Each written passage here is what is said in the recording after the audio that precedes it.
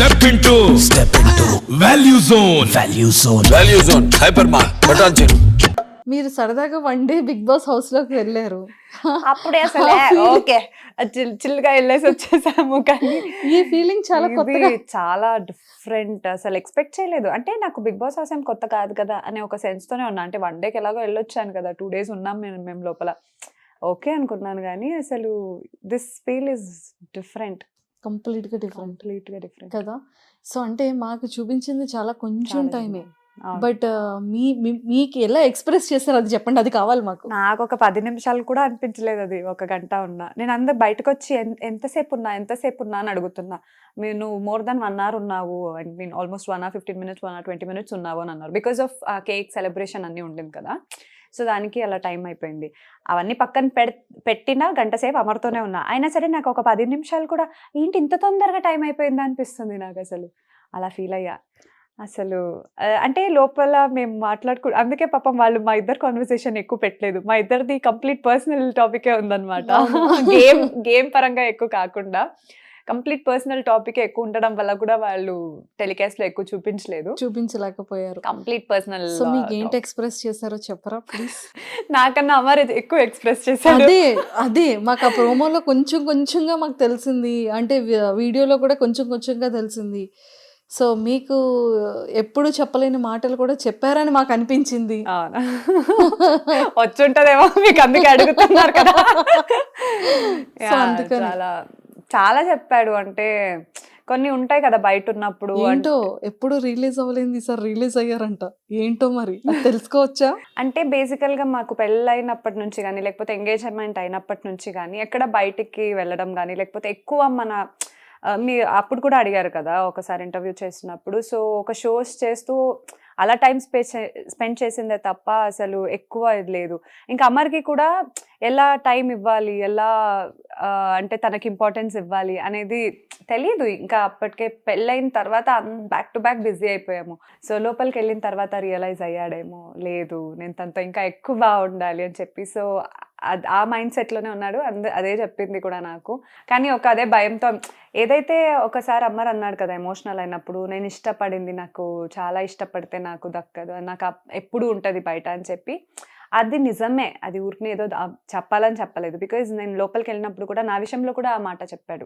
నేను అలా ఉండాలనుకుంటున్నా, ఇలా ఉండాలనుకుంటున్నాను, కానీ బయటకు వచ్చిన తర్వాత సిచ్యువేషన్స్ ఎలా అయిపోతాయో ఏంటో నాకు భయం వేస్తుంది. నీకు తెలుసు కదా నాకు ఇష్టం వచ్చింది నాకు ఎలా అంటే, నువ్వు అలా మైండ్ సెట్ పెట్టుకుంటావు అంతే, అలా పెట్టుకోకు. బయటకు వచ్చిన తర్వాత మనం కూర్చొని నీకు ఎలా కావాలో, మనం ఎలా ఉండాలనుకుంటున్నావో అలా మాట్లాడుకొని ఉందాము, డోంట్ వరీ అని అంటే, లేదు నాకు భయం అనేది ఉంటుంది కదా, నీకు తెలుసు కదా అన్నాడు. ఆ భయం పెట్టుకోకు అని చెప్పా. సో అది మన అమర్కి ఇక్కడ కాదు కదా, బయట నుంచే ఒక ఫీల్ ఉంటుంది అనమాట. నేను చాలా ఇష్టపడితే నాకు అది రాదేమో అని చెప్పి. క్యాప్టెన్సీ విషయంలో కూడా అలాగే జరిగింది కాబట్టి చాలా ఎమోషనల్ అయిపోయాడు. ఎస్, చాలా ఎమోషనల్ అయ్యారు కదా నిజంగానే. అంటే చూసిన ఎపిసోడ్ మా అందరికి చాలా నచ్చింది. మీ ఫ్యాన్స్ అందరూ చాలా పండగ చేసుకున్నారు. అవును కదా, అసలు ఎక్కడ చూసినా మీ ఇద్దరిది ఆ సాంగ్లో అసలు ఎంత దగ్గరికి తీసుకొని, నేను ఇలా ఏడ్చాను, నేను బెడ్ మీద ఏడ్చాను, బయటికి కనబడకుండా నేను ఏడ్చాను, అంతా మిస్ అయ్యాను నేను. నిజంగా ఇవన్నీ చాలా హార్ట్ టచింగ్ అనిపించింది పాయింట్స్ అన్నీ కూడా. బట్ మీరు కూడా చాలా మిస్ అయ్యారు కదా, డైలీ చూస్తున్నప్పటికీ కూడా మిస్సింగ్ ఫీలింగ్ ఉంది. అవును అవును, అందుకే సగం వెయిట్ లాస్ అయిపోయారు బెంగ పెట్టుకొని.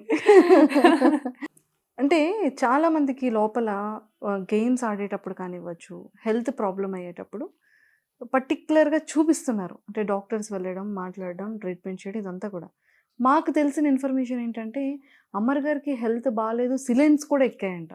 సో మరి అది ఎందుకు టెలికాస్ట్ చేయలేదంటారు?